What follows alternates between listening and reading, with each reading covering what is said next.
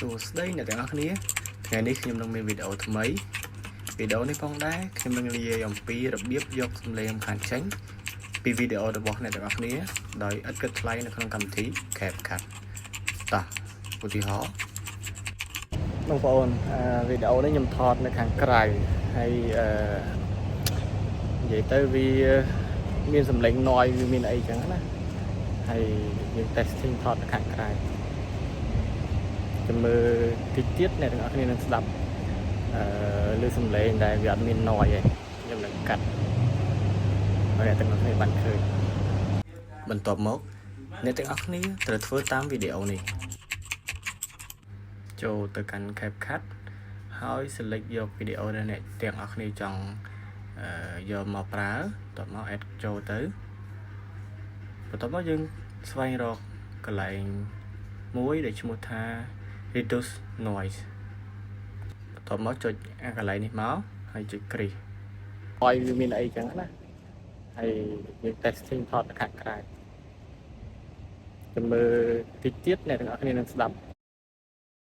អញ្ចឹងបើយើង export យើង export អត់បានទេដោយសារវាត្រូវចំណាយលុយចឹងណាអញ្ចឹងយើងមានតែ screen record យើង screen record វាមកឲ្យចប់វីដេអូមួយហ្នឹងមក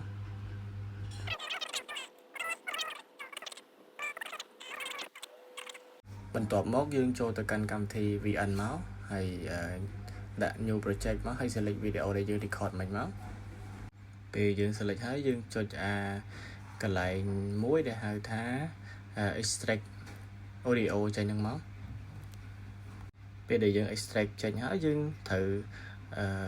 add វីដេអូមួយថ្មីចូលទៀតគឺវីដេអូចាស់ដែលវាមាន noise ហ្នឹង add វាចូលមកបន្ទាប់ពី add ចូលហើយយើងទៅលុបវីដេអូចាស់ទៅព្រោះអីវាជាវីដេអូ record ទេអញ្ចឹងយើងយកតែសលេងមកដាក់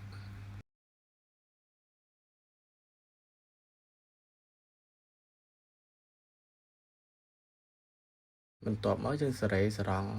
វីដេអូនេះមកយើង extract audio វាចេញដែរហើយលុបaudio នឹងចេញទៅអញ្ចឹងយើងនៅសល់តែសំឡេងដែលវា reduce noise រួចហើយនឹងវីដេអូដែលយើងចង់បានទេអីដែលយើងត្រូវធ្វើគឺយើងត្រូវតម្រឹមវាមកឲ្យដាក់ឲ្យស្មើគ្នាមកសំឡេងឲ្យស្មើនឹងវីដេអូឲ្យស្មើសំឡេងមក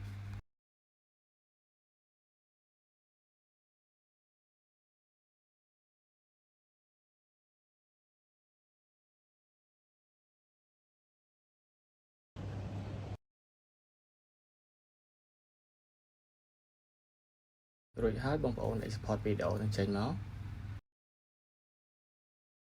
ហើយនេះជាលទ្ធផលបងប្អូនវីដេអូនេះខ្ញុំថតនៅខាងក្រៅហើយនិយាយទៅវាមានសំឡេង noise វាមានអីចឹងណាហើយយើង testing ថតនៅខាងក្រៅចាំមើលតិចទៀតអ្នកទាំងអស់គ្នានឹងស្ដាប់ឮសំឡេងដែលវាអត់មាន noise ទេខ្ញុំនឹងកាត់ហើយអ្នកទាំងអស់គ្នាបានឃើញអរគុណសម្រាប់ការតាមដានកុំភ្លេចជួយ like និង subscribe ផងដែរ